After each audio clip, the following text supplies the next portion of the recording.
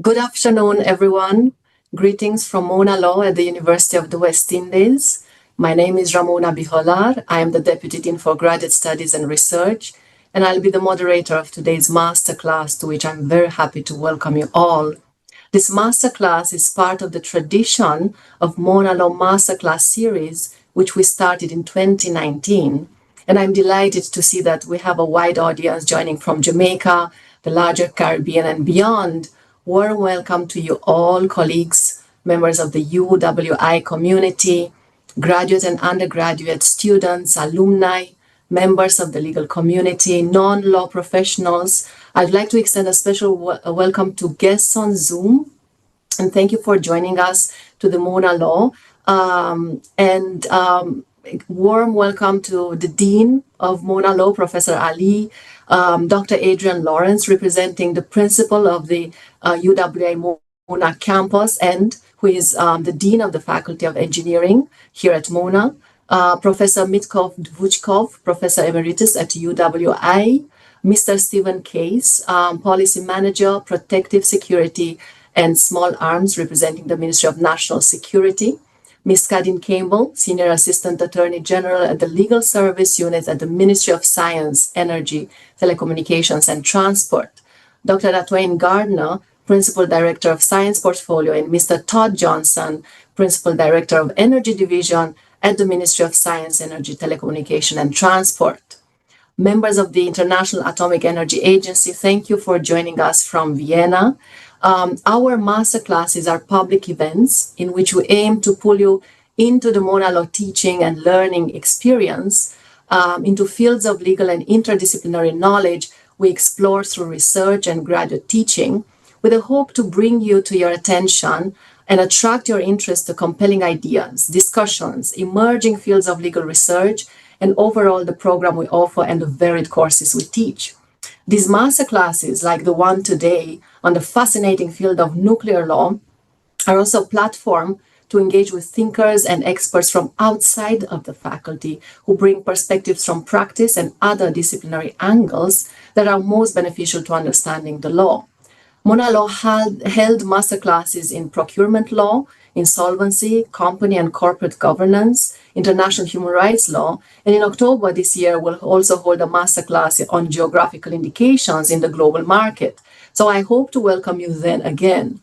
Today's masterclass focuses on the continuously developing and probably less known field of nuclear law, intending to bring to your attention not only the importance of legal frameworks regulating nuclear energy for peaceful uses, the protection of life and property, but also the significance of this field in our evolving societies confronted by climate change and interested in building sustainable futures where individuals, communities, the environment are protected and guaranteed safety and security.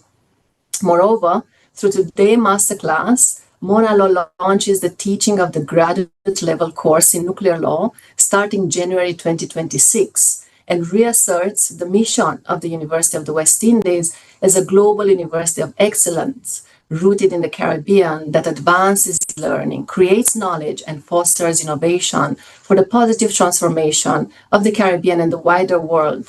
We have a distinguished panel with multidisciplinary expertise in the area of nuclear energy who will engage with us in the critical discussions that shape this field, from international standards, norms, and safeguards to local cutting-edge advancements and legal and policy developments to ensure safety, energy security, sustainability.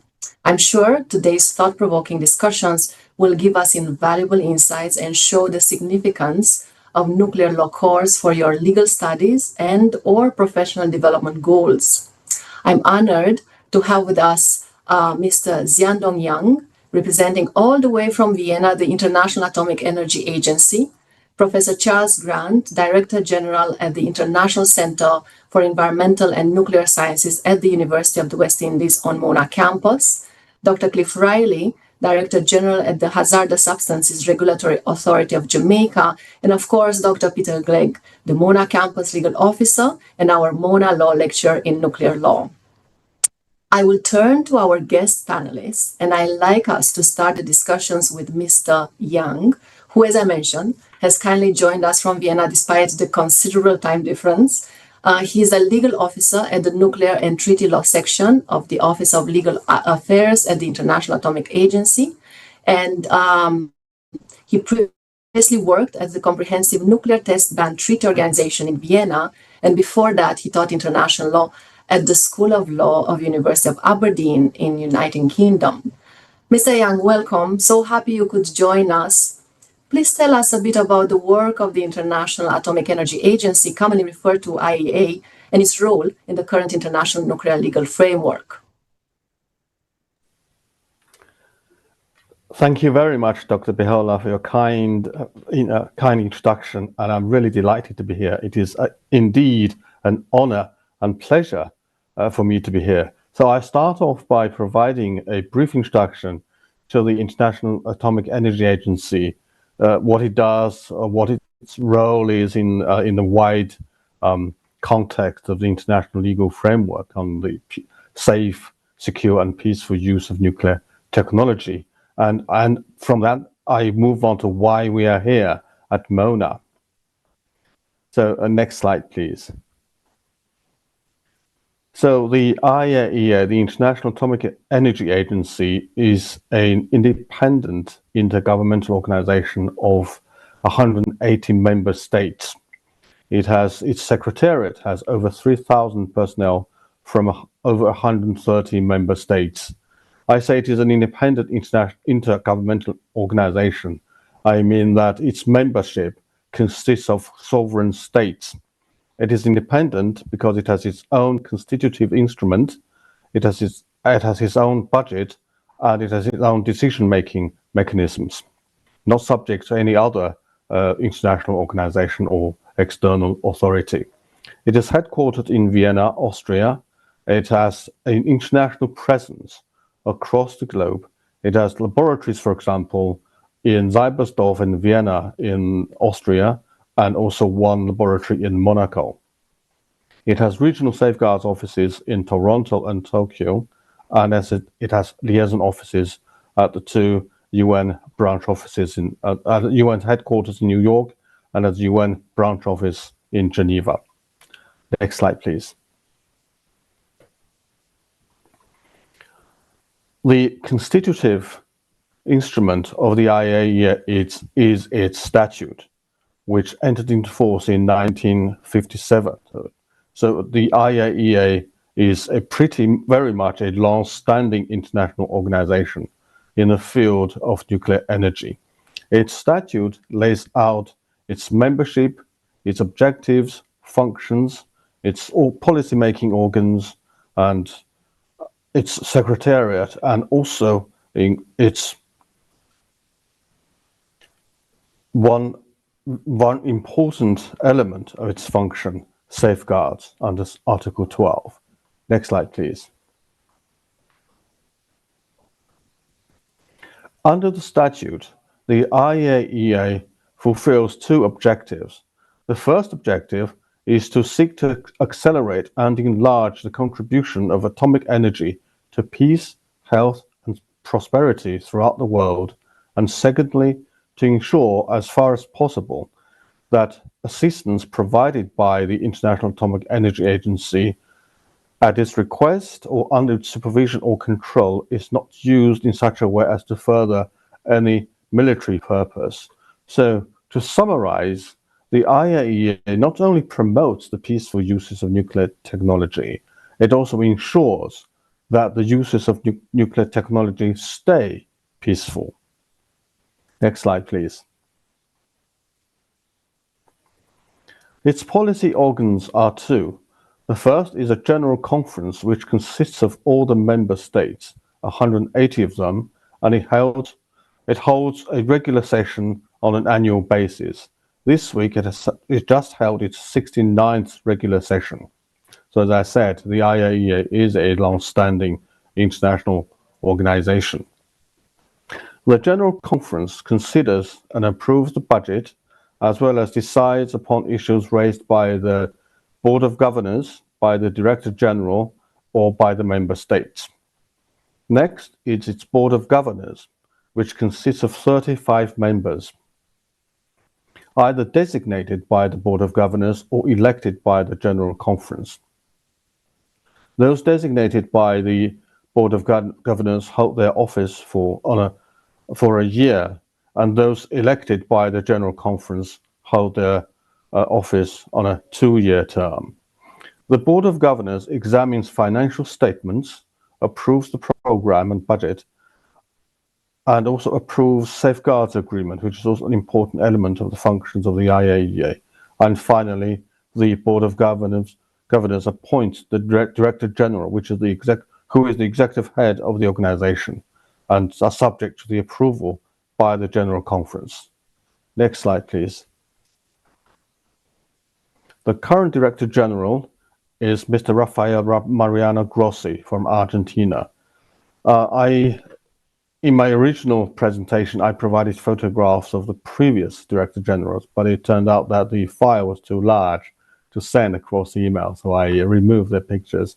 But the names are there. Those who are interested can just Google up about the previous Directors General of the IAEA. The IAEA has, of course, under the office of the Director General, has 6 departments.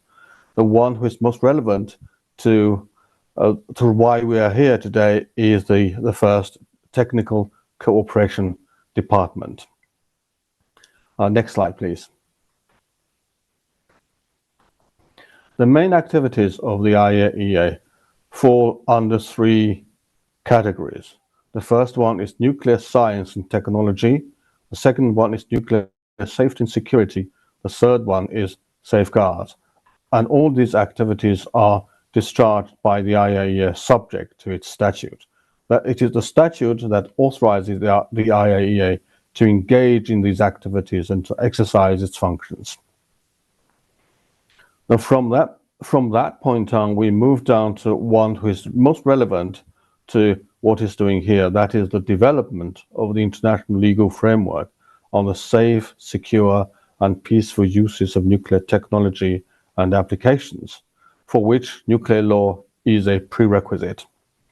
Nuclear law consists of 3 main branches, covering nuclear safety, nuclear security, safeguards and non-proliferation, and civil liability for nuclear damage.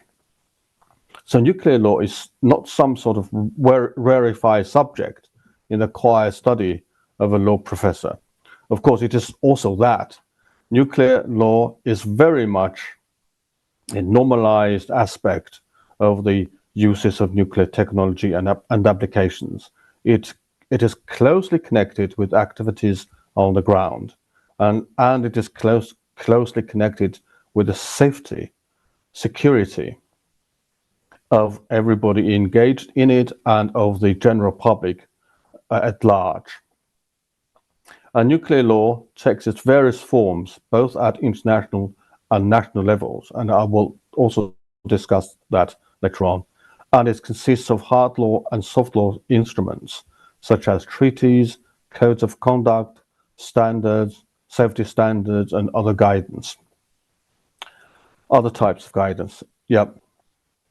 So the IAEA, as an international organization with its own legal capacity and personality, also concludes international agreements. These are mainly safeguards agreements, subject both to the statute of the IAEA and also to the Treaty on the Non-Proliferation of Nuclear Weapons, the NPT, under which the non-nuclear weapon states are obligated to enter into safeguards agreement with the IAEA. The IAEA establishes safety standards and nuclear security guidance. The IAEA member states conclude and become parties to treaties and also adopt codes of conduct. And also the IAEA assumes certain functions under treaties concluded outside of the auspices of the IAEA itself, and yet which provide for some sort of functions for the IAEA, depending on the terms of the treaty. And finally, the IAEA provides legislative assistance to its member states, and I'll discuss that in a moment. Currently, the most important international legal instruments are 11 multilateral conventions concluded under the auspices of the IAEA, covering nuclear safety, security, and liability. And there are currently also 4 regional cooperative agreements relating to nuclear science and technology, concluded amongst member states from Asia, Africa, Latin America. Next slide, please. By legislative assistance, the IAEA provides support to member states upon request in adhering to the relevant international legal instruments and in establishing and strengthening comprehensive national legal framework in implementing the relevant international legal instruments. Through legislative assistance, the IAEA helps the member states to raise their awareness of the importance of the international legal instruments in safe, secure, and peaceful uses of nuclear technology, and through workshops and other capacity building activities, the IAEA helps member states to train relevant personnel and other professionals dealing with nuclear law and other normative aspects of nuclear technology. And the IAEA also reviews draft laws submitted by member states in light with various international legal instruments, as well as IAEA safety standards and other types of guidance. Next slide, please. So, in a word, the IAEA, the world's foremost intergovernmental forum for scientific and technical cooperation in safe, secure, and peaceful uses of nuclear technology. The IAEA conducts various activities to fulfill its mandate to accelerate and enlarge the contribution of atomic energy to peace, health, and prosperity throughout the world, and the IAEA fosters the development of nuclear law by various means, including by supporting member states in their adherence to the relevant international legal instruments and in their preparation of comprehensive nuclear legislation. Then under this general program of legislative assistance, the next slide, please. The Director General of the IAEA launched the initiative of University Partnership Program on Nuclear Law back in 2002. The slide shows a news story published in May that year, following an event at which the Director General of the IAEA signed practical arrangements with 6 partner universities, including the University of the West Indies. The picture shows a handshake between the Director General and Dr. Natalie Cortese from the School of Law, University of the West Indies. The other 5 universities are Alexandria University from Egypt, Institute of Nuclear Engineering from Brazil, Khalifa University from the UAE, University of Buenos Aires from Argentina, and the University of the Witwatersrand in South Africa. Next slide, please. Through the University Partnership Program, the IAEA aims to achieve a number of strategic goals and objectives, like raising awareness about the importance of nuclear law as a prerequisite for the safe, secure, and peaceful uses of nuclear technology, like immersing aspiring professionals in the practice of nuclear law at the national, regional, and international levels, identify and creating opportunities for education and career development, and building capacity at national level and university level for teaching nuclear law. So, in a very deep sense, we are making history here, because so far no university in the world has ever had a postgraduate course on nuclear law taught by its own faculty. So at one go, the IAEA now is creating 6 firsts in the history of nuclear law. Before this time, nuclear law was normally learned by professionals on the job. So you learn about nuclear law only when you enter into the field, when you are engaged in providing advice and other services to decision makers, policy makers, and lawmakers. But from now on, six universities in the world, Mona, University of the Western Indies, amongst them, will be having their own course taught by their own faculty as part of their own curriculum. This is something that is really worth being excited about, and I'm excited about it, and I'm delighted to be part of the effort. And for this, I'm really thankful to the leadership of the university for their vision, and I'm thankful to all the colleagues at the university, including, of course, Dr. Behola and Dr. Glegg and Dr. Grant, for their dedication and commitment. And I'm really happy that this is happening, and I'm delighted and honored to be part of it. That's the end of my presentation. I hope I stayed within time. If not, my apologies. No, absolutely. Thank you so much, Mr. Yang, for such an insightful overview of the IAEA as an independent agency that has a critical role in shaping and supporting the global nuclear law framework for the promotion, but also for ensuring the peaceful use of nuclear energy. Thank you for sharing with us the fact that the agency not only sets international safety and security standards, but also assists member states in various ways in implementing these standards. This is often a complex and evolving task, and this is important not only for legal professionals, for lawmakers, but also for the academics from other disciplines than the law, for the industry, for operators, for providers, for the energy sector. And it shows again, and as you mentioned, the importance of the nuclear law course, that we are so happy to be part of those 6 universities and collaborate with the International Atomic Energy Agency in teaching with our own faculty members. So thank you so much for your presentation. And I'd like to now turn to Professor Charles Grant to continue this discussion by understanding more now about the ways in which nuclear energy is used locally for peaceful purposes. And to tell you a bit about the impressive work of Professor Grant, he has done so far in the area of nuclear energy. And as I mentioned before, he is the Director General of the International Center for Environmental and Nuclear Sciences, also known as ICENS, at the University of the West Indies here on Mona campus. His studies have been focused generally on radiation and environmental physics, and he has more than 25 years of experience in the operations and maintenance of a safe, low-power critical experiment research reactor for nuclear education. That sounds very big. Professor Grant is also an IAEA international expert in the field of research reactors and neutron activation analysis, and has performed expert missions in Africa, in Europe, in Latin America, and the Caribbean.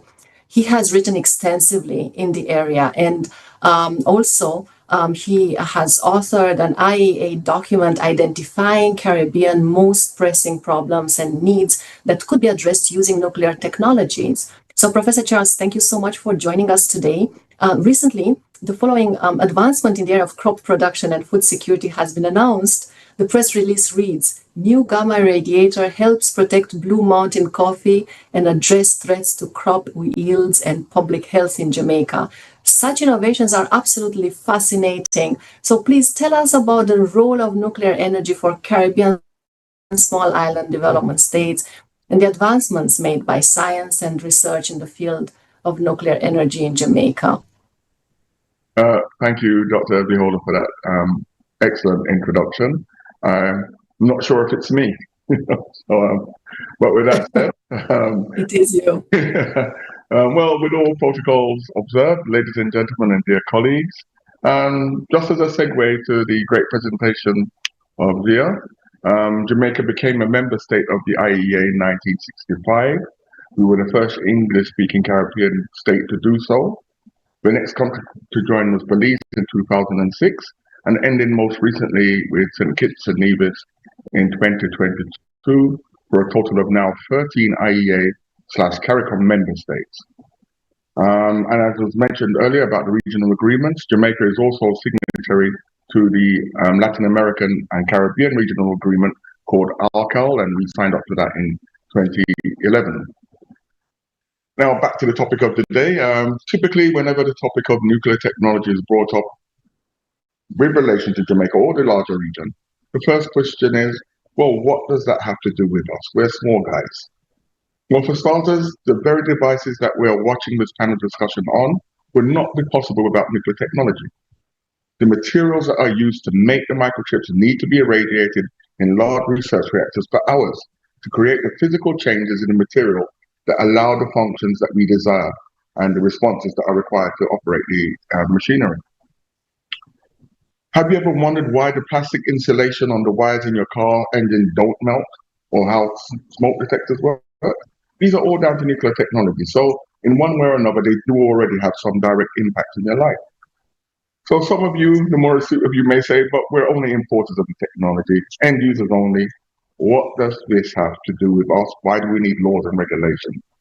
Well, actually, we're not just importers of technology, we actually use it here. So one of the earliest and most commonplace examples of nuclear technology is found in the healthcare industry, and that's diagnostic imaging. Well, the first machines were put into service in Jamaica in the mid-1940s, so you can see that we've been using it for quite some time, and that was at the KPH, followed by the UHWI in the mid-1950s. Almost all of us at some stage in life or other have taken a dental x-ray or medical x-ray. So again, it's already in your life, you just wasn't thinking about it like that. Sadly, cancer has touched all of our lives, whether it be personally or through the illness of a loved one. Fortunately, many types of these cancers can be treated using teletherapy. This is typically involves irradiating the person or the infected area or the cancerous area with gamma irradiation using a cobalt-60 source. Now, cobalt as a metal, of course, exists in nature, but cobalt-60, the radioactive isotope, does not. This is actually made by the irradiation of pure cobalt metal ingots, which primarily consists of cobalt-58, in a reactor for a period of years. This actually produces the radioisotope that emits the gamma rays that are then used to treat the patients suffering from cancer. Another one, again, not existing in nature, but used extensively throughout nuclear medicine, is technetium-99. This can only be created within a reactor, and it's created from the fission of uranium-235. It's separated out into molybdenum. This is then attached to certain ligands that are then used to detect cancer, treat cancers, used for lung scans, bone disorders, cardiovascular illnesses, metabolic rate experiments, just to name a few. I mean, I only have 7 minutes, so I can't go into everything, but just to give you an idea of how pervasive this technology is. So stepping away from medicine, agriculture. Now, this is something we all depend on, whether it be we all have to eat, of course, and it's also an input to the economy. This technology can be used for the optimization of fertilizer application and the amount of water that it will deliver to the plant. This can be achieved using stable isotopes. Now, this has a larger impact than it first sounds. By ensuring that we deliver optimal amounts, you also protect the environment, you reduce the risk of excess runoff into our rivers and aquifers, and eventually into the seas, causing large fungal blooms, which can have a serious impact on the environment.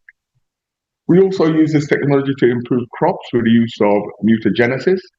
This is whereby we treat plants with very low doses of gamma irradiation treatments. Now, I know this may sound very futuristic and potentially dangerous, but that is actually not the case. All we're doing is essentially speeding up what naturally happens in nature. As I'm sure most of you are aware, the planet is continuously bathed in natural radiation. This causes small mutations in all living things on the planet. And it's been said that approximately 1 in 10,000 of these mutations is of benefit. Now, by simply increasing the background radiation a little by adding our gamma treatments, we speed up the number of these mutations that happen and are then able to observe the differences that are caused and look for favorable characteristics, whether this be plant that are resistant to certain fungi or other pests, whether they're tolerant of saline conditions or drought conditions. So we're actually climate change proofing our potential crops for the future. And so this we see will be a major way going forward. And as Dr. Behola said, this technology is actually here now. We're actually in the process of actually implementing some of these. Gamma radiation can not only be used to increase the quality of our crops, it can also be used for post-harvest issues. We can extend the shelf life of many of the products by using gamma radiation, but this is essentially a phytosanitation issue, whereby we kill the harmful bacteria that reside on the surface of the plant, actually changing the quality of the product. So this allows the product to stay on the shelf longer before being spoiled.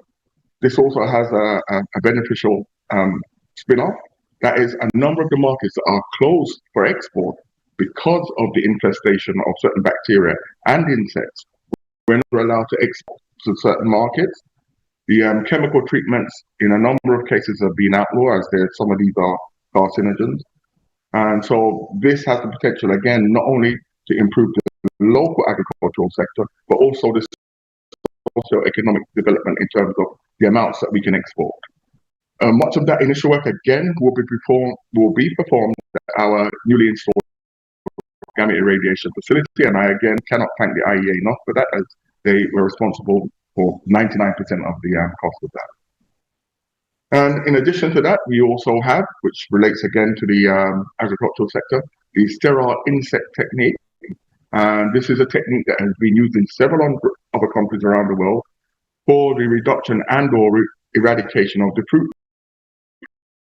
fly. Now, I'm not sure if many of you know, the fruit fly is responsible for a huge amount of damage to the agricultural sector. We suffer from it here in Jamaica, but you mostly notice these are mangoes, where you realize people call it mangoes, I believe, here, where the mangoes are infested really quickly. It's caused by the fruit fly. So this technique, sterile insect technique, essentially birth control for insects, can significantly reduce the population of these insects.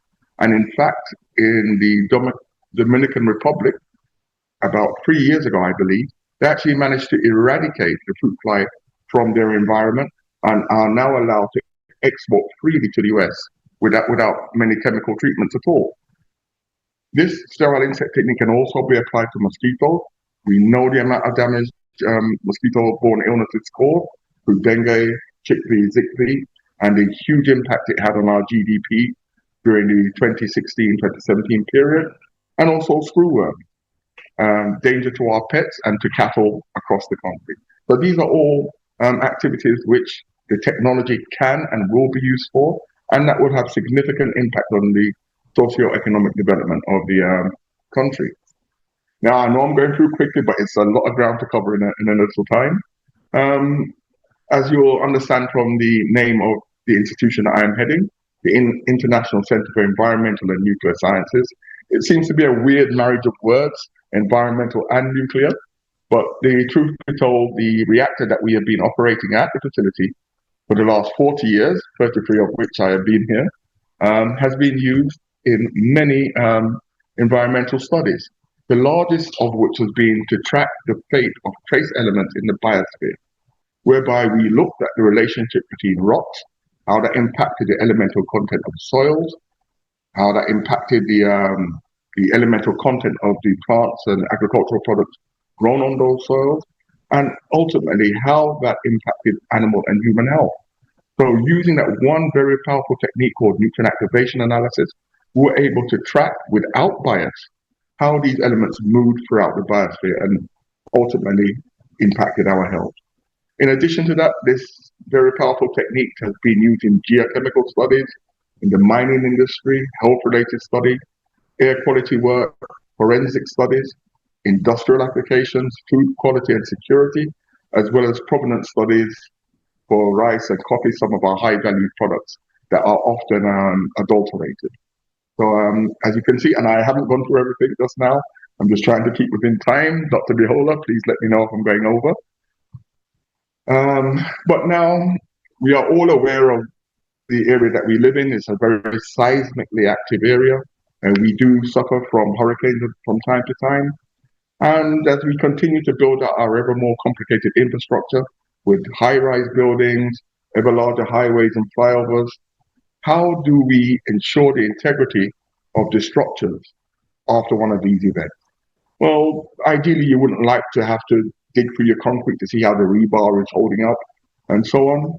But the answer, of course, is non-destructive testing, again, using nuclear technology that can peer deep into the structure of these buildings and roadways and so on, and see the integrity, if there are any cracks, if there's rusting taking place. Again, this technology is on the island or on its way to the island, again, courtesy of the IAEA. It's going to be housed at the CMU, and you can think of it in simple terms as an X-ray of your building, like you would do to your body to check how your bones are, and so on. So a very, again, powerful technique, only capable using nuclear technology again. And as I keep stating, it's here now, so therefore needs to be used safely. We need to understand how it's being used and ensure that neither persons or the environment are being damaged. Now, last and by no means least, nuclear energy. Now, I'm sure you've all seen the headlines after the Honourable Minister, the Prime Minister, Dr. Andrew Holness, announced that Jamaica would be looking at the possible imputation of nuclear energy for electricity generation. Again, this issue always seems to spark huge emotional responses, but we're not here to debate that today. But rather, I would just like to clarify the situation, just to say that we are looking. And under my watch, because I was asked to chair the committee to investigate the situation, we won't be a country that adopts the first of a kind reactor. Any types of reactor that we will consider have to have demonstrated safe and secure operation, and of course, be cost effective.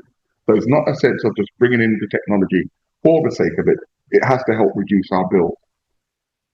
Now, so with that said, the most important thing about all of these technologies that I've rapidly gone through is that they be used safely and securely. The energy that the nucleus packs is immense. If it is not used correctly, it can cause harm. And I know this is always a red flag, and quite rightly so. But again, this is why the law exists, to protect people and the environment and property, and why regulations exist. And I am handing over to my friend and colleague, Dr. Cliff Riley, who will expand on the safe and secure use of the technology through regulations and the law. With that said, I thank you for your attention, and I would be happy to answer any questions afterwards on these matters. Thank you so much, Professor Grant. You place Jamaica and other Caribbean jurisdictions within the larger legal nuclear energy framework, and explain the application and usefulness of nuclear technologies in so many areas that are close to us and we may actually don't know, but to ensure food security, address mosquito-borne diseases, climate change issues, all in a safe and secure way, as you mentioned. And I think this is very important for the public at large to understand how the nuclear technologies are used in safe ways. This is definitely critical for our sustainable future, isn't it? And it's thought-provoking to go further into understanding this field from different perspectives. So I'm so grateful that you could join us today.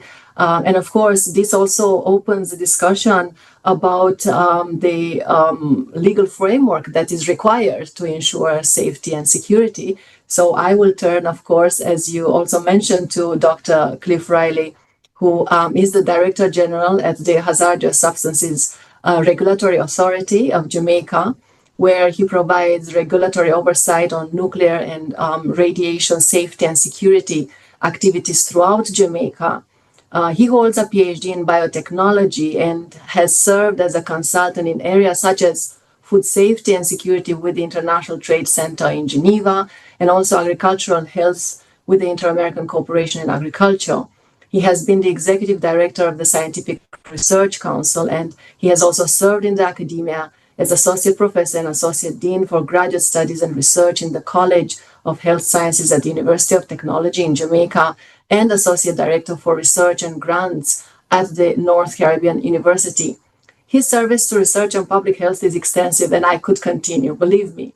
But I'll mention for now that He has also published numerous scientific papers and books in diabetes management, and education, pharmaceutics, nutrition, food technology. And today, he represents the regulatory body within the government of Jamaica. So, Dr. Riley, thank you so much for joining us. Could you please share with us about the importance of nuclear law regulatory framework within the context of Caribbean's unique geographic and economic context? Thank you very much, Dr. Biola. Good afternoon, everyone. I'm happy to see so many friends online. I'm also very happy in terms of the flow of the presentations. I think Prof. Grant did a fantastic job, creating a nice framework in terms of how we utilize ionizing radiation and different advanced technologies throughout Jamaica. One of the important things that Charles kept on stressing over and over again is in terms of several things. One, the peaceful use of nuclear technologies, and two, safety in whichever practice or industrial technologies are utilized. That forms the basis or the framework for a regulatory body from the International Atomic Energy perspective, as well as in terms of global commitments and requirements for nuclear safety, nuclear security, as well as for the peaceful use of nuclear technologies. The focus of the day is in terms of how do you utilize nuclear technologies peacefully that allows for socio-economic development. And once you come into that dynamics, you have to look on how do you protect people, property, and environment. And that is the basis for the Nuclear Safety and Radiation Protection Act in Jamaica, which was passed in 2015, and the supporting regulations which were passed in 2019, where these regulations lay out the framework for how facilities, our users, our owners of ionizing radiation devices and technologies utilize those services within the global space within Jamaica, as well as how to protect members of the public from different services that are offered. Charles highlighted some of the dynamics in terms of, the utilization of diagnostic services, going for a CT scan, going for X-ray, in terms of nuclear medicine. There are 4 nuclear medicine facilities in Jamaica. There are 4 sites in Jamaica you can actually go and get treated using radionuclides in terms of diagnosis and also moving towards treatments. We have facilities in Jamaica that also produce what they call radiopharmaceuticals, which are radioactive materials that are used in treatment and diagnostic therapies. We also have other critical areas looking on radiotherapy, and Charles indicated in terms of the dynamics regarding cancer and how we engage within that space in managing, treating cancer, and also highlighted the use of teletherapy using cobalt-60 from back in the 70s. So we are pretty much an advanced environment and advanced society in Jamaica, and we are the only English-speaking country that has a research reactor, the only English-speaking country that has a gamma irradiator, which is used for research purposes. So as a government, we have to look on how do we safeguard members of the public, how do you safeguard the environment, while at the same time allowing for the peaceful use of these advanced technologies to drive and support economic and social development.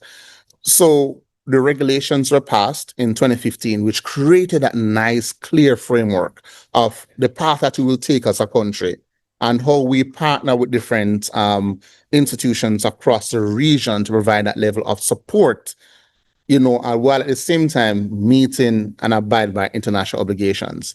Charles also indicated that you became a member of the IAEA from the 1960s. But there are a number of international instruments and conventions which we are members to, we are signatories to. One, the Convention on the Physical Protection of Nuclear Materials, which we signed in 2005. We are also looking on the amendments to that convention, the Safeguards Agreement, additional protocols, which means as a country, we have significant reporting obligations.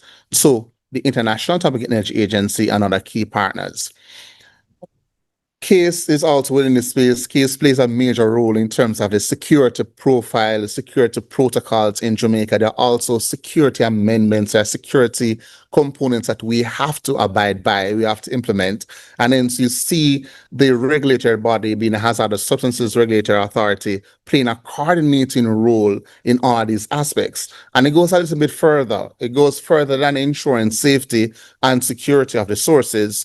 So all the way through to how do you respond and manage disasters and radiological incidences? How do you coordinate those activities? What happens if we have an earthquake and you have, God forbid, the splitting off the floor at Isens where the gamma radiator is? How do you respond? Which bodies do you put on board to do that level of coordination? And how do you work with ODPM, the Ministry of Health, and all these entities to ensure that your systems that exist, as well as the protocols that exist and the procedures, are operationalized and effective? Because that's what it is at the end of the day. You can have as many regulations as you wish. You can have as many policies as you wish. You could have the most extensive act. If it's not implemented effectively and coordinated properly, then it's just words on paper. So the HSR plays that major role. And to give you a broader context in terms of where we are as a country and how important nuclear law is, and it's very important. I think, having Dr. Glegg involved is very, very critical as well, having a clinical background and also having a legal background, looking at medical legal implications of nuclear medicine, as well as to other aspects in terms of exposure, unintended exposure, and in some cases, planned exposure of persons to high levels of radiation. How do you treat with and deal with those aspects as well? We have 506 facilities in Jamaica now that we know of that utilize ionizing radiation. 209 dental facilities. We have over 83 diagnostic facilities in Jamaica, and that includes radiotherapy, includes CT, mammo, fluoroscopy. It's a very, very diverse space. But what you also find, there's a rapid influx of ionizing radiation sources into the country, which means someone has to safeguard that to ensure that these sources are going in the right hands and being used for the intended purpose and for the right and legal purpose. So we also play that major role in ensuring that whatever sources enter and exit the country are done legally and within a framework that allows for that free movement. Charles made a very good point earlier in terms of the region, because we're looking not just on Jamaica.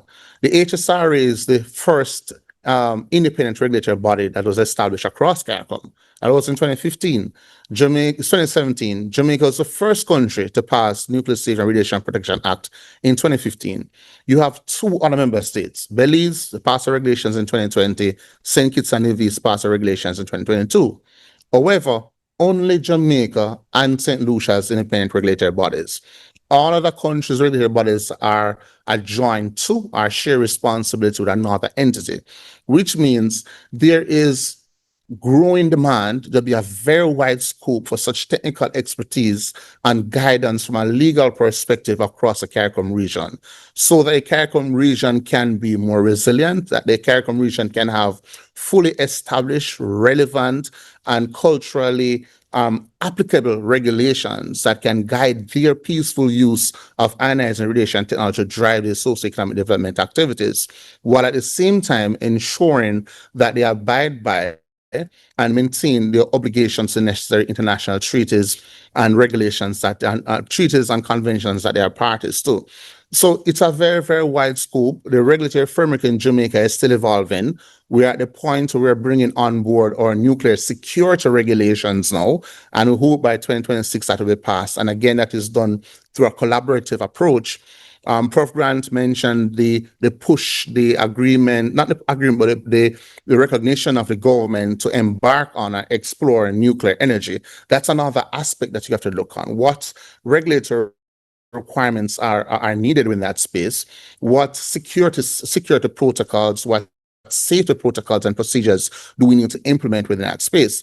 Because one of the things that we must also highlight at this point is that the current regulations that we have does not allow for the exploitation of nuclear materials for energy, which means you have amendments to those regulations and acts, and the act to be done, and you are looking at a more comprehensive framework. So as Prof. Grant indicated, there it's a multi-sector, multi-institution approach in terms of how we create that roadmap, how we engage in implementation of such activities. But what we do know, there will be need for increased human capacity. and technical expertise to support the necessary aspects, the different aspects within the Jamaican space, not just from a technical perspective in terms of our nuclear engineers, but also from a legal perspective. And we are very happy that the Normal Law School and the Faculty of Law decided to embark on these programs, and even more excited that the IAEA has recognized University of Western as one of the training sites for nuclear law, because the needs across the Caribbean are expanding, and they're expanding rapidly, because we need, as a region, to ensure that we drive and support nuclear security, and at the same time improve our food security within our country, energy security and food security within our countries.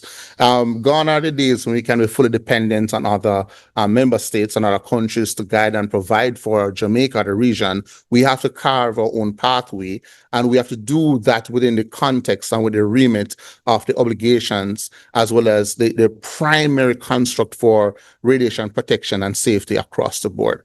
So from the HSR perspective, we are really excited, about this discussion which is being had today. We are very excited about the direction that the Faculty of Law is going in terms of taking a more structured approach to building human capacity in nuclear law and other areas. And we are always excited to work with our key partners. ISENS has always been a forerunner within the Jamaican region at large, similar to the Ministry of National Security. So we welcome the discussions. We are quite open. We're always excited to be a part of these discussions. And we also have to extend our gratitude again to the International Atomic Energy Agency. My entire staff has been trained by the IAEA, which means we have the technical competences, the skills, the tools as well, not to overemphasize, but a lot of the hardware, the detectors units that we utilize in our practice and our activities came through those levels of cooperation and partnerships with the International Atomic Energy Agency, which has been one of the major driving forces in improving that level of safety and security across the board in Jamaica. So I'll pause there so we can have a bit more time for discussions. And I want to thank you again, Doc, for extending invitation to us at the HSRA. Thank you so much, Dr. Riley, for your insights, explaining the importance of establishing a robust nuclear law regulatory framework at the national level to protect people, property, and the environment. In light of the international standards Jamaica has committed to, you explained that at national level, within this larger international context, we are thinking about safety and security, very important, and we put in place safeguards, but also we think about how to answer to natural disasters like hurricane that affect specifically this region and Jamaica. And you also mentioned that Jamaica is now bringing on board nuclear security regulation. So, of course, nuclear law is based on a set principles which are premised in international law, but its implementation is local and may show some differences in different national contexts. And as you mentioned, there is a growing demand for legal expertise within the region and at national levels in the Caribbean in the area of nuclear law. And both you and Professor Grant stressed the multi-sectoral and multi-institutional approach and the need for the law professionals to join the rapid and support the rapid advancements that are made in the area of nuclear energy. So we are very happy at MonaLaw to support the growing capacity in nuclear law expertise with teaching of this course. And, following such a rich discussion so far on international legal frameworks, the local advancements in nuclear technologies, and the complexity of national regulatory systems, which make it clear that the legal expertise in the nuclear field is not only valuable, but is essential. I'm delighted to give the floor to Dr. Glegg, who, as the graduate course lead in nuclear law at MonaLaw, we'll discuss this course that sits at the intersection of today's most pressing global and domestic advancements as well as challenges. And to introduce you, Dr. Glegg, he has a background in sciences, specifically physics and chemistry. He's a medical doctor and was a senior resident in general surgery at the St. Anne's Bay's Regional Hospital. He has a long relationship with nuclear medicine department at the University Hospital of the University of West Indies, and has received extensive training in nuclear law through the International Atomic Energy Agency. He's currently the campus legal officer at the UWI Mona campus and has a strong passion for the benefits of nuclear technology in small island development states. We're absolutely delighted to have him as the MonaLaw lecturer in the course Nuclear Law. Dr. Glegg, you have the floor to introduce this fascinating course that you'll teach from January 2026 for the LLM students enrolled in the 1UE Master of Laws, as well as for all those law and non-law professionals who are interested in the field for their professional development. Dr. Glegg, you have the floor. Thank you so much for having me today. It's quite a pleasure for me to be here. Luckily for me, of course, most of my work has been done by the presenters who came before me, so my job is very easy, and I know you won't be angry if I do a very short presentation. But I just want to put everything into context in the Jamaican experience, and we must take heed to the word of the Honorable Robert Nesta Marley, better known as Bob Marley, who is a world-renowned reggae superstar, who I think was quite prophetic when he said in his song Redemption Songs that have no fear for atomic energy, because none of them can stop the time. I think Bob Marley was way ahead of his game when he made that submission. Now, let's look first at the Jamaican perspective. Jamaica is a part of the Greater Antilles. It's the third largest island in the Caribbean. Of course, there's Cuba, there's the island of Hispaniola, and Jamaica is a parliamentary democracy with a Westminster style of government. And as we have seen recently, we are a stable democracy. We recently had a very smooth transition of government, or as a continuation of government after the recent general elections. And we have a population of about 3 million persons. I think about a third of the population lives in the urban areas, Kingston and St. Andrew, and maybe to an extent Portmore as well. In the international scale, the United Nations considers Jamaica to be a small island developing state with an upper middle income. Let's look at the vision for Jamaica, more specifically at Vision 2030. In 2015, Jamaica adopted the 2030 Agenda for Sustainable Development, as well as the 17 prescribed Sustainable Development Goals, the SDGs. In Jamaica's Vision 2030 plan, if you look at the plan that specifically deals with the energy sector, it states that Jamaica will reduce its dependence on imported petroleum, create a modern, efficient, diversified, and environmentally sustainable energy sector. This sector will provide affordable and accessible energy supplies with long-term energy security. So this is the plan that Jamaica has. This is the vision that Jamaica has for 2030. Now, what are some of the problems that plague us? Jamaica has a very high electricity cost. Lloyd and Tariq asserts that the Caribbean is home to some of the highest electricity prices in the world. Let's look at the residential tariff costs in kilowatt per hour. For Jamaica, it's $0.22 US per kilowatt hour. For the USA, it's 0.19. Now let's compare Jamaica to Trinidad and Tobago. Their cost is 0.06 US per kilowatt hour. There is no way that Jamaica can compete with Trinidad because our cost of electricity is so high. Yes, we know that Trinidad has oil and natural gas, and it impacts upon us in so many ways. The fact is that aside from Jamaicans' reliance on imported fossil fuels, there are also complicated factors that impact upon the cost of the electricity in Jamaica. I know about 90% of our electricity costs come from fossil fuels. Now, high electricity costs impacts every aspect of the economy. Because manufacturing is so expensive, this cost will be passed to the consumer.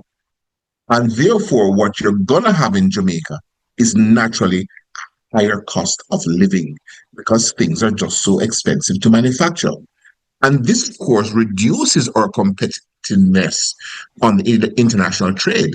So maybe the cost of making a plastic bottle in Jamaica is obviously going to be more than what it would cost to manufacture in Trinidad. And this definitely affects our competitiveness.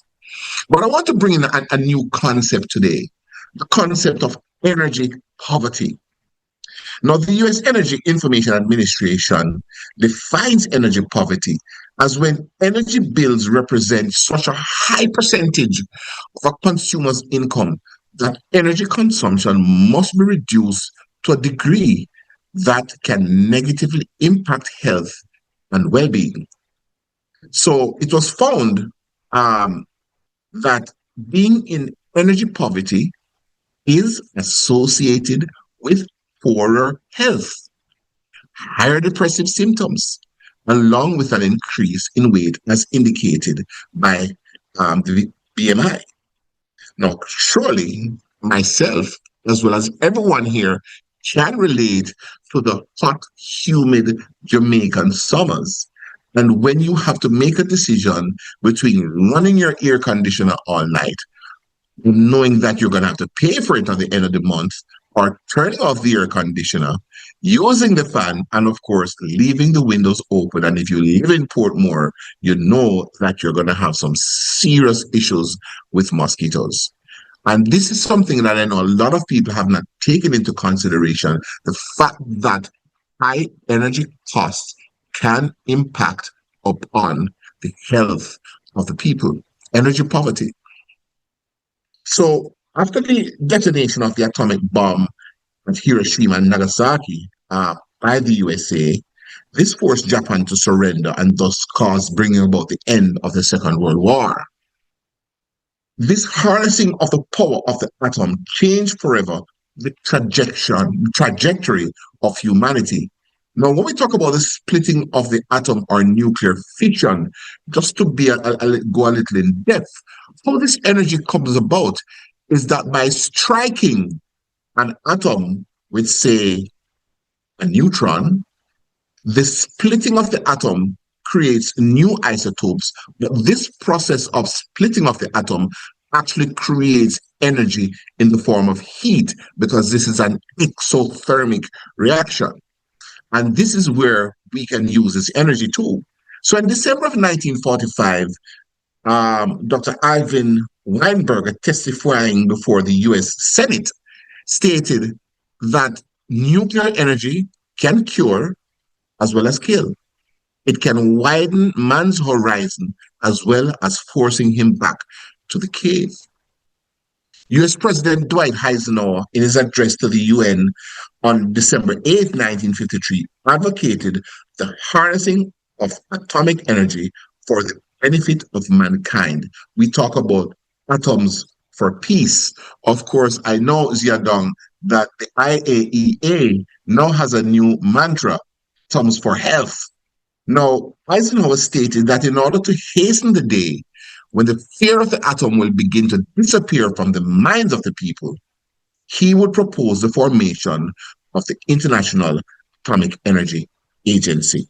And as mentioned earlier on, the statute of the IAEA gives the agency the authority to establish standards of safety for the protection of health and the minimization of danger to life and property. Like everything else, there are things that can be beneficial to you, but if not used properly, it can be harmful.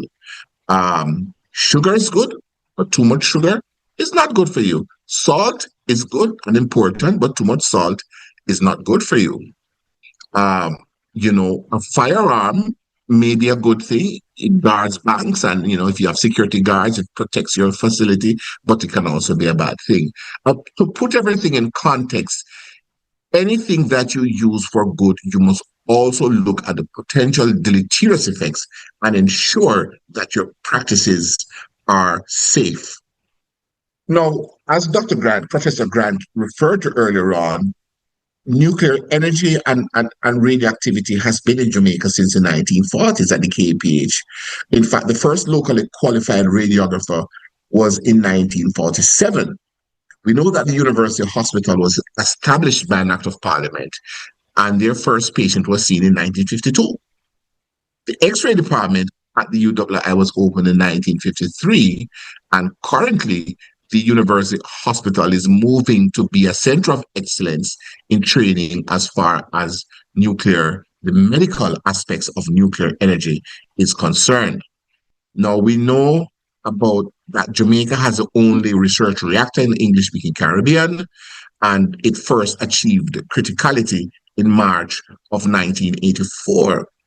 Now, Professor Grant spoke, and I won't go into it already, about the applications of nuclear energy, but I just want to differentiate that there are diagnostic aspects where you can diagnose illnesses, and there are also therapeutic aspects where you can actually treat disease conditions. And of course, now the new buzzword is theranostics. Now, a point to note is that there are no nuclear power plants in the English-speaking Caribbean. Let's talk about the way forward for Jamaica. While Jamaica has numerous sources of water, the high upfront cost of building a hydroelectric dam is prohibitive. We rely on imported fossil fuels, but there's so many things that can impact the price of oil, whether it's the sudden development of a war, geopolitics, and even as we've seen recently, a ship being stuck in the Suez Canal. We do have some reliance on solar and wind energy, but what is really required for a small island territory like Jamaica and other Caribbean islands is a diversified energy system that include resilient power sources that can complement the renewable sources of energy. Nuclear energy offers a firm, energy-dense alternative that can operate around the clock with high structural integrity, making it well suited to weather vulnerable regions like Jamaica. And for this, I say we should look at getting a small modular reactor in Jamaica, which would be a very good solution to this problem. Yes, there are high upfront costs, but I know that the World Bank has recently removed its restrictions on funding nuclear energy-related projects. Now, at COP28 on December the 1st, 2023, Jamaica signed the declaration to triple nuclear energy capacity by 2025, recognizing that nuclear energy is already the second largest source of clean power worldwide, with benefits for energy security. And that's one of the things we really need in Jamaica. People are always talking about food security, but we also need to look at energy security as well. What happens if there's a big war or some catastrophe and ships are unable to bring oil to Jamaica? What's going to happen to our power plants? So aside from major infrastructural work and a redesign of the energy grid, the current legislation in Jamaica does not permit, as Dr. Riley alluded to earlier on, the operation of a nuclear power plant. So there exists the need for one, massive public education campaign on the benefits of the safe use of nuclear power, to emancipate ourselves from mental slavery, as Bob says, and have no fear for atomic energy. We also need far-reaching legislative and the attendant regulatory reform. Now, that is where, ladies and gentlemen, we can make the case for nuclear law here in Jamaica. Now, what is nuclear law? In the normative sense, this is an area of energy law that deals specifically with nuclear energy. Now, according to the Nuclear Law Handbook of the International Atomic Energy Agency, nuclear law is a body of special legal norms created to regulate the conduct of legal or natural persons engaged in activities related to fissionable materials, ionizing radiation, and exposure to natural sources of radiation. One of the things many people don't know is that naturally in every place that you go around the world, there's always background radiation. And I know Professor Vochkov and Professor Grant and the late Professor Layla had done extensive research in measuring the background radiation from the soil sources all over the island. And they use the technology at iSense in order to create these results. Now, let's look at another definition from the Nuclear Energy Agency, which is a French agency, and they provide a somewhat more targeted definition. They define nuclear law as a complete set of special legal rules created to regulate the conduct of people, companies, or governments who engage in activities related to fissionable materials, ionizing radiation, and exposure to natural sources of radiation. Now, we have to dissect this definition a little bit. What are the sources of nuclear law? These are going to be the special set of legal rules. Who are the parties that are involved in this? This would be the people, the companies, or the governments. And who are the subjects? Of course, the subjects will be the persons who engage in the use of ionizing radiation, such as hospitals and the radiologists and the radiographers, and so on. Why nuclear law? Now, according to the former Director General of the IAEA, Mohammed El Baradei, he said that the statute of the IAEA authorizes the IAEA to promote the safe and peaceful uses of nuclear energy. The safe and peaceful use of nuclear energy in any given state can only be assured with the promulgation and implementation of an effective national nuclear legal structure. So it's all good to talk about getting the equipment and so on, but until we have laws to guide the actions of the individuals, then we can't start. Now, what is one of the principles of nuclear law? The IAEA has a nuclear law handbook, and I'd recommend everyone in this audience just to go online and type in the IAEA nuclear law handbook, and it will give you some good gems about nuclear law. Now, they use certain characteristics that differentiates nuclear law from other aspects of national laws. And we talk about the safety principle, which speaks to the fact that you have to use this technology and this energy safely. You have an X-ray machine, you have to use it safely. You have a nuclear power plant, you have to use it safely. The security principle, meaning that when you have these devices, you have to ensure that they are secured. You can't just have an X-ray machine where anybody can come and steal it or steal components of it, So many people don't know that many hospitals, or all hospitals in Jamaica, tend to have a very high level of security because we have devices that have to be secured. There's a responsible principle. Who is responsible for the equipment and for the machines? This is very important in determining that, because someone has to take responsibility or to be held responsible for the proper use of the equipment. Now, we talk about the Sustainable Development Principle, and this is a key shot because whatever development that comes to a country or a region, it has to be sustainable. Development has to come in such a way that it creates a benefit for future generation. It creates a legacy for future generation, and not to create a burden for our children, grandchildren, and great-grandchildren to deal with. So if we're embracing this technology, guys, we have to ensure that it is used in such a way that we create no harm for future generations.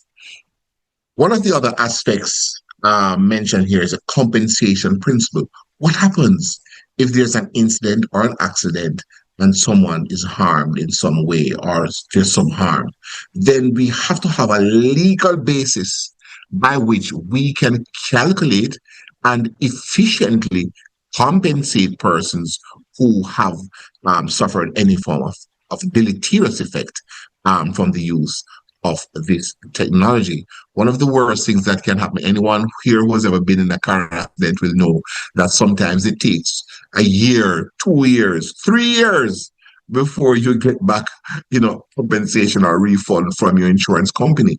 What we are saying here is that we need to have an efficient and a clear, a transparent, and a fair means of compensation in a situation where someone has been harmed in any way by the technology. Now, let's look at some of the sources of nuclear law. When we had looked at the definition of nuclear law, one of the things we noted in the definition that it says it spoke of a set of legal rules.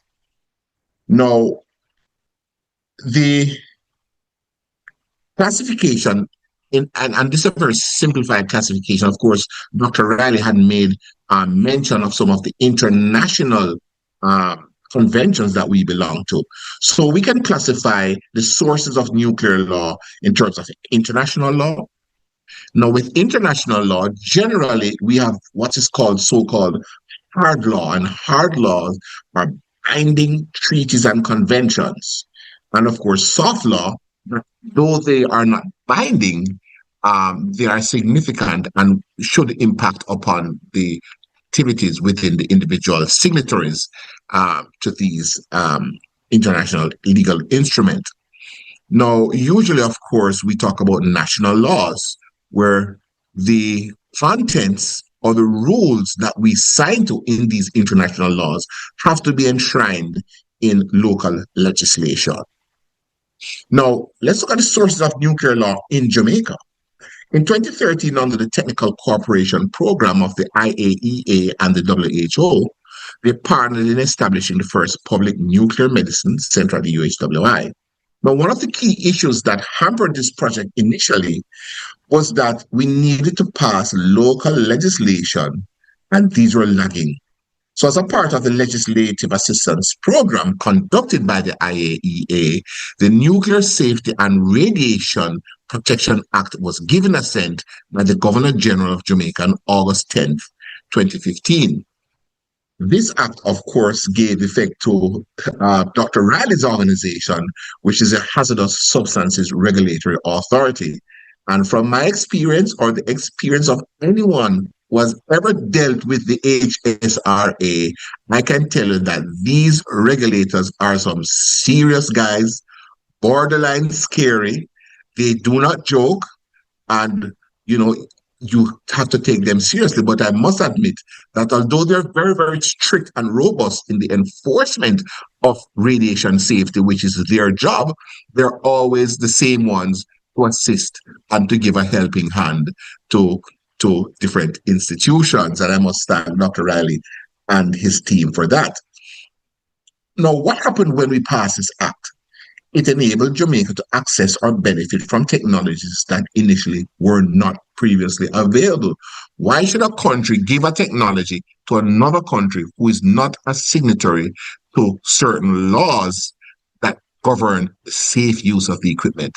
But it also enabled greater partnerships with international bodies, including the IAEA, as it demonstrated Jamaica's seriousness in enshrining features of international treaties on the safe use of nuclear energy.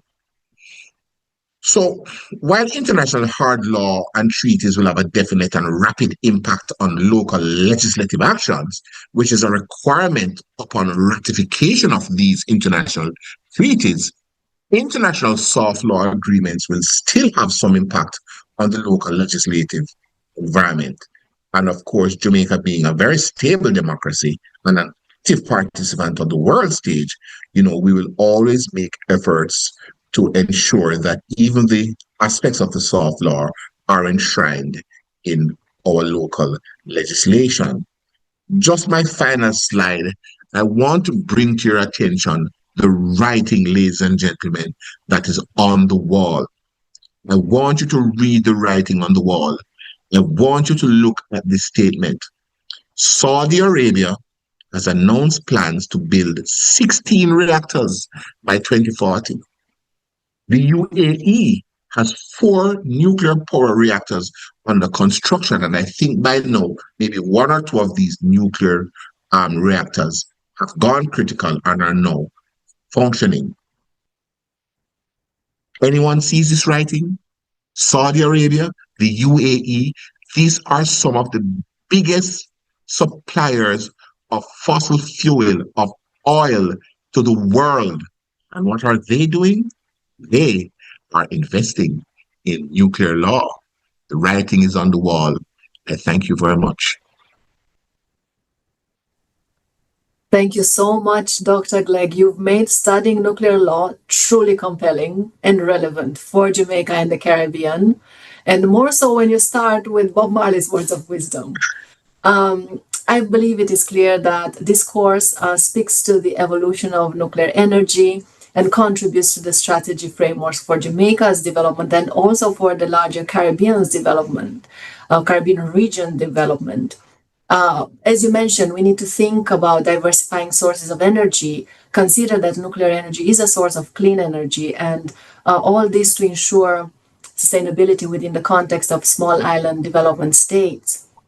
But we need to also think about a solid nuclear legal framework to ensure safety, security, and put in place safeguards. And you very clearly stress the crucial role of the regulator. All these and more will be addressed during the nuclear law course you will teach. And I'm very excited that you are going to start teaching this course in January 2026. And again, we want to welcome as many of you to join Dr. Glegg's course. It will be very exciting and also important for your fields of work. I see Dr. Olivine Burke, Director of UE STAR Program for Short Courses, has joined us, and welcome, Dr. Burke. Very happy to have you here. Now, I'd like to open the floor to questions and answers. So I invite our guests on YouTube to place their questions in the chat. And now I'm very happy to open the floor to our guests in the Zoom to ask their questions. So who would like to start first?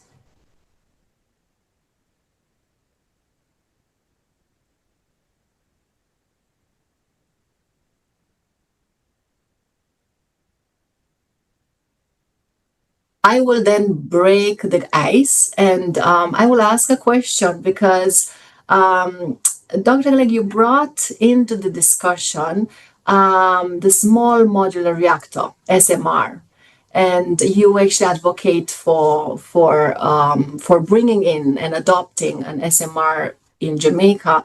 So maybe not everybody is familiar with this terminology. Would you be able to explain a little bit further? Well, I'd love to start the explanation, and I'm sure that Professor Grant can assist me, as he might be much more familiar with this technology. But as the term suggests, a small modular reactor. So one, it's small. So essentially, it can really hold on the back of a tractor trailer. It's modular in the sense that you can use 1, you can use 3, you can use 5, depending on the need. But one of the interesting things about a small modular reactor is that you import it into the island. It doesn't need a very large footprint to set up such a reactor. And when you use this reactor to generate, see, one of the things we must understand is how nuclear energy is generated. As I mentioned earlier on, from nuclear fission, which is a splitting of the molecule, heat is generated. From this heat, it is now used to heat water to create steam. And the steam that is created turns a turbine that creates electricity. Now, what we have in Jamaica is we burn fossil fuels that create the heat, that creates the steam that turns the turbine. With a small modular reactor, you use it for whatever period of time it is being able to use for, and then when the core has burnt out or has used up its function, you put it back on the tractor trailer, you put it on a ship, and you ship it to the manufacturer. So you don't have to deal with nuclear waste, which is one of the big issues that most persons have with the use of nuclear technology. One of the things about SMRs is that they may be very expensive. And there will be an upfront cost, which definitely we would definitely need the assistance of international agencies like the World Bank, maybe public-private partnerships. I was looking at some prices last night, and I think the Chinese have a small modular reactor that costs about 250 million US, Professor Grant. But I know the reactor that I would probably want. I know that Rolls-Royce in the UK is also making small modular reactors, and there are several companies around the planet that are actually making these reactors. Prof. Grant, I'm sure you can assist me in terms of talking about these reactors a little bit more. Right. So the reactor that you want, unfortunately, from Rolls-Royce is a 300 megawatt electrical, which is roughly 1/3 of our grid. And there's generally a rule of thumb that says you should have no more than 10, maximum 20% in any one physical unit. Now, with SMRs, it's not really a new idea. Reactors started out small and became large over time. The belief being that the larger you made it, the economies of scale for electricity generation would drop the actual cost of your kilowatt hour. But in doing so, you trade safety for profit. When you have so much energy in one core, the amount of energy in that core, even if you shut it down immediately, 10% of that energy still remains for a few seconds. That 10%, the latent heat that is there, the fission heat, is sufficient to melt the core. Herein lies the danger. Here is what took place in Fukushima. That heat, the immediate shutdown core heat, is too high in these very large reactors that you need external means of cooling to get to dissipate the heat. By going smaller, when you shut down the reactor with that 10% of only 200 megawatts, you're down to 20 megawatts. That is not sufficient to melt the fuel. So therein lies the inherent safety. How you get the cost down per megawatt hour or megawatt hour with more plants, and hence the modular, is by increased production. You make many of them. So kind of like the Henry Ford principle. Instead of making one specialized Rolls-Royce, you make 1,000 Model T Fords. So that is where the modular comes in, both as you had mentioned, that you can stack them to meet your requirements, but you also have that inherent safety by going small and modular. Now, there are two designs that are actually out there working right now. There is the form of pebble bed that is operated by the Chinese, which I believe was either about 50 or 75 megawatts electrical. And then you got the KLT-40 Russian reactor. With both of these, the one problem I have is that I'm not sure about the veracity of the information that they share with us, because you can't actually go and see them. So it's why sometimes I may appear to be hesitant. It's just that I operate in an abundance of, I want to be sure when I'm stating the figures. So abundance of caution. So I think it's the way forward. What I would like to see, as I said earlier, is some demonstrated units operating for 3, 4, 5 years. But that does not preclude us preparing, because clearly, as you indicated, with the UAE and Saudi Arabia, the world, to a large extent, is going in this direction. I only mentioned 2 designs. There are actually 80 designs right now out there. There are maybe 5 to 10 that actually have permission to be built. So the world is moving. I'm just waiting for the nth of a kind reactor that has the lower cost that will impact on the ultimate cost of the electricity kilowatt per hour. Because that's got to be a huge part of our calculus as well. It's not just the replacement of greenhouse emitting technologies. We also need to look at the price point, which I think you made a very good point. So I hope that answers some of the questions that you may have had. Thank you so much, Professor Grant and Dr. Glegg. And I'm sure that also the SMRs would also have some legal implications. And I'm curious if Dr. Riley could share with us what would be those implications, and is Jamaica ready from a legal perspective to bring in SMRs? Well, in terms of legal implications, the first thing that has to be done is an amendment to the existing laws that exist within the country.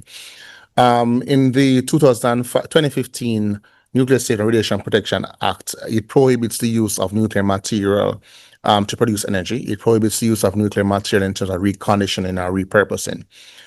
So that has to be amended to clear the path for that to be fully utilized within the space from a nuclear perspective. Additionally, you have your nuclear security protocols has to be a bit more extensive. The nuclear security protocols that have been drafted tend to focus more on categories 1, 2, and 3 radiological materials, and does not include nuclear-related materials used in nuclear power plants. So an expansion of that regulatory framework will also be required. Then you have other technical related skill sets that will be required in terms of the training of our nuclear engineers or reactor engineers. The necessary personnel who will be doing the repairs, maintenance. We're looking at capacity building activities again surrounding radiation safety, radiation security as well, and implementation of different security protocols regarding the nuclear material, because they utilize nuclear materials. And you're also going to be looking on and considering the safeguards requirements, because you're looking at nuclear material and the nuclear accounting. How do you account for different materials that is in country, the material that has been repatriated or returned to senders, Dr. Glegg had indicated. So that's another component you have to bear in mind. Then you look on other areas in terms of environmental, because there are other laws and regulations that exist within country.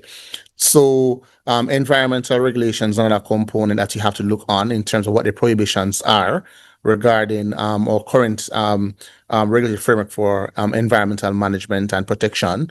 So you can be looking on the proper citing to ensure you're within that legal framework in terms of where you're positioning those systems.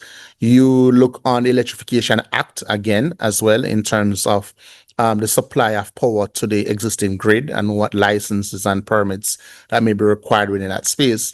So we have to take a comprehensive, and one of the things that Nuclear Energy Working Committee is doing in terms of the roadmap, they have created a process flow, a roadmap to say this is what we're going to be doing at this point, that point, and that was approved by cabinet. So they are taking a comprehensive approach in terms of what all legislative amendments need to be made, not just in terms of nuclear safety and radiation protection, but in terms of other existing acts, and what commitments are required from the government, as well as what international obligations we need to adhere to. And also looking at designs, as Prof. Charles indicated, looking at designs also on that component. So from a regulator perspective, there are several areas to be addressed. We may even have to consider if possible, or whether required, whether you're going to be establishing a body that is primarily developed to regulate nuclear power and nuclear power generating facilities utilizing nuclear material, or whether that falls within the mandate or construct of the existing regulatory body. So there are a number of discussions to be had. There are a number of amendments to existing laws that needs to be had. There are a number of new regulations that needs to be implemented as well, and a bit more cross-sectional conversations, multi-sectoral conversations that need to be had before we really get there. So I think, Charles, can correct me if I'm wrong, we're looking at a 25-year time frame from conception to operationalizing an actual nuclear power plant in Jamaica using the SMR model. Yeah, that is correct. Okay, thank you so much. And actually, we have a number of questions also from the YouTube audience, and two of them are very much related to this. So perhaps Dr. Riley, but not only, could could think about, and I will pose all three questions at one time. So one question is addressing the fact that our legislators have not made policies to allow Jamaicans to take advantage of solar energy. How supportive of the Ministry of Science to nuclear law, how supportive is the Ministry of Science to nuclear law initiatives? So that's one question. And the other one, does nuclear law bear any relevance to cell towers that are usually of concern to residents when they are in close proximity to residential areas? And are such issues addressed in the law? And a larger question that also has been posed by our audience, what are the arguments against the introduction of nuclear energy in the Caribbean? So I just, pose those questions to all of you and decide who wants to go first. I think I'll try and go first. I'll start with the second question in terms of cell towers. There have always been concerns, but a lot of the concerns are due to what they call alternate conceptions or misunderstandings. Radio frequency, similar to what our cell towers emit, have not shown any form of harm. There's a little bit of heat with their cell phones overheating, so it doesn't pose any health-related risk. You pose more risk sitting on the phone having conversations than the radiation being emitted from those units or devices.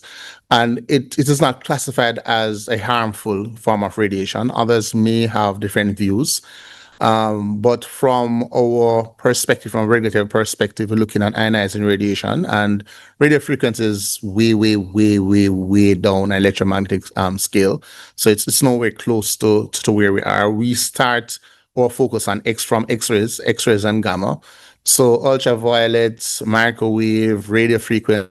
And radio frequency is at the bottom of the electromagnetic spectrum. We ask the listeners to maybe just jump online, look on electromagnetic spectrum, and see where radio frequency is. So there are not much implications there. Nonetheless, persons may feel that having a nuclear reactor within their space can impact on their health.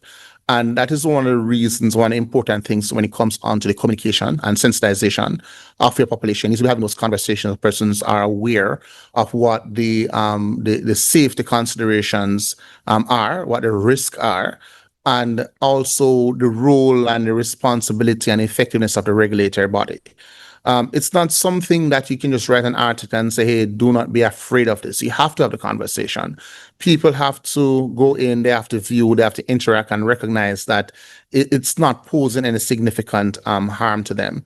So that's one of the aspects that we have to bear in mind. So those conversations must be had. As it relates to legislations for solar energy, Jamaica is one of the few countries in English-speaking Caribbean where our legislations allow for the extensive exploitation of solar power. My house is solar power, for example. My farm is solar powered as well. So there are little restrictions. There are licenses that must be had, and a framework was established in the Ministry of Science, Energy and Technology to allow for that. Where there are different licenses for grid tie permits. There are permits that allows for you to sell back to the grid. So there are no restrictions. As a matter of fact, through the Ministry of Industry, Investment and Commerce, Minister Hill, they actually even moved to have a waiver of the fees through the CT for solar panels and lithium-ion batteries. And one of the reasons why even the cost for solar power in Jamaica is far lower now than it was 2-3 years ago. And I can be a witness to that, because what it cost me to put in my system is far more than what it costs now. So we have a pretty open market in terms of energy diversification. But Prof. Grant made a very valid point that you do not want to go beyond 20% for any single source to your electricity base load. And that's one of the areas that we've been looking on in terms of nuclear power.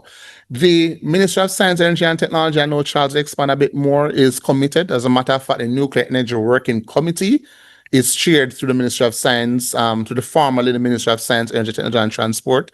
Professor Grant is also within the Ministry of Science, Energy, Technology and Transport formerly. I think it's the Ministry of Science and Technology now, Prof. Grant. So there's a commitment within that portfolio for the advancement or the exploration of utilizing nuclear technologies within Jamaica. We have been seeing more arguments against than for nuclear power, but most of those arguments are coming from a state of misinformation. You know, persons keep thinking that your SMR is going to explode like a nuclear bomb, and persons keep talking about Fukushima and all the different eras where they had meltdowns within their power plants, their nuclear power plants.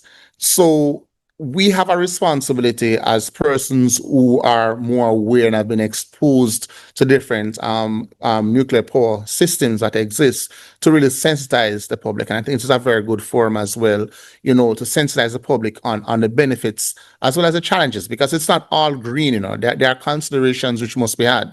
There are risks to the environment, there are risks to people, but we can safeguard against those risks. We can plan to minimize those risk exposure. So the traction across the region, I know St. Lucia, for example, I mean, I have a lot of discussions. I've started engaging private sector personnel to explore utilization of SMRs within their space as well. And as Dr. Glegg indicated, the interest in nuclear power is increasing significantly.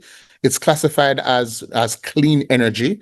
You know, you're not emitting all these carbons from the burn of fuel. So, and it's more sustainable. It increases your energy security as well, because you're looking at running one of these fuel cells program up to about 15 years, 10, 15 years. You know, so you have a greater level of energy security. You reduce the shock in terms of the cost for energy, and you're able to boost your industries a bit more, and your manufacturing sector can be far more competitive. And as Dr. Glegg indicated, you know, energy poverty is something that one has to consider, especially when you have plans to rapidly grow, diversify, and expand your economy. I'll rest here and leave space for Prof. Grant and Dr. Glegg. I shall be short. I have 12 points, but you made a very valid point about the cost of the actual fuel. Now, the upfront cost, the capital expenditure is very high, of course, upfront. But the benefit of that is, if you double the cost of nuclear fuel, there's a 5% increase in your cost of electricity. Yeah. So it's resilient against the cost of the actual fuel itself. Yeah. Secondly, there is a energy policy. By 2050, zero carbon, 50% renewables. Yeah. What that other 50% is now is where nuclear has a space. Mm-hmm. And I am hoping that it proves, it produces all what it promises to do. There was a question about what are the fears, the drawbacks. As you said, nothing is all completely green, nothing's always completely happy. Waste, we must be upfront and talk about this. Yes, yeah. The good thing with nuclear waste, when we say that fuel is spent, typically only 10%, or maybe even less, of the valuable component, the uranium-235, is actually spent. The reason why the fuel is no longer usable is because of the buildup of poisons from the fission, which then absorb the useful nutrients that should be there to cause fission in the rest of the fuel. So you can recycle. You can remove the 90% of still usable fuel, have 10% high-level waste that you deal with, so you can reduce the volume of the waste that you're dealing with. And of course, the other issue that people always have is the so-called NIMBY, not in my backyard. Yeah. Then no one wants a reactor near them. So again, as you said, this has to be part of the planned information campaign that we still intend to do. Yeah. So these are all real issues. Yeah. The thing to do is not to deny them. It is to talk, to present the truth, to present the upside of being small and not big. But of course, we don't want to be the first. No one wants to be the guinea pig. So this will be part of the conversation as we go forward. And I'm sure if we really make the effort to be upfront, honest, transparent, and talk about the benefits whilst not hiding the potential issues that we will have to deal with, as we do with any energy source. Because nuclear may be the only industry that deals with the life cycle of material. No one talks about the end of life of your lithium batteries, of the panels. These are going to be real issues. Who 50 years ago thought plastic straws could be an issue? But you have enough of them, it becomes a problem. So these are the other hidden issues that are not being spoken of, but are spoken of upfront with nuclear technology. So again, like I said, and I'm very much pro renewables. I think it's a perfect idea. You harness as much of that as you can, but there are periods when you need stable baseload. So we have to be real about these issues and discuss them openly and in a transparent manner. And I don't know if Dr. Glegg, you would like to add anything more to that.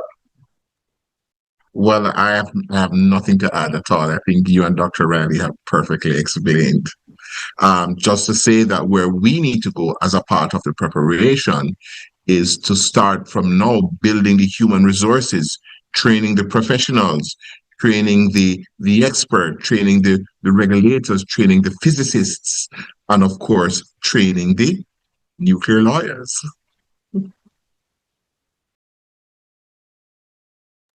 Absolutely. Thank you. Thank you so much. So, as you are mentioning, transparency is important through communication, and sensitization of the public is critical.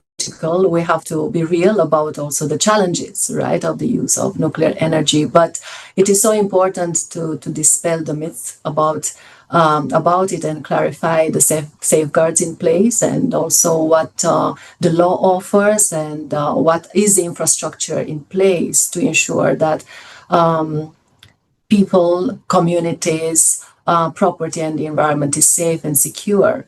And Dr. Glegg, you mentioned that we need training of the different sectors of also the legal community, but also beyond the non-law professionals, because this is not only limited to the legal profession.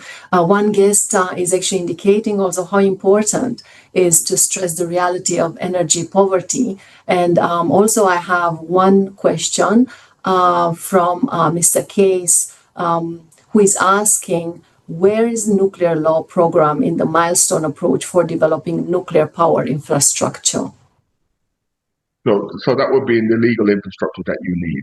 So that there are 19 core steps that you have in the milestone approach from the IAEA. It's in there. Which ones you do first? They all say that, and they are all equally important. But again, we have taken the first step with the law that we had in 2015, which again was related to actually the core conversion that we did at ISENS. We actually changed the fuel of this reactor here. And that would not have been allowed without the law being passed first. So yes, it's in the 19 development steps. And as Dr. Riley had said, this should be something that we address early if the government commits to going down this road. What hasn't been mentioned, going nuclear is a 100-year commitment on the country. You've got to, within the law, preempt some of these things that you'll be facing, including decommissioning down the road. So it's something that is going to take an in-depth approach to how we map out the future. And as Dr. Glegg had said earlier, we're talking about our grandchildren and our great-grandchildren that will have to deal with what we're going to be putting in now.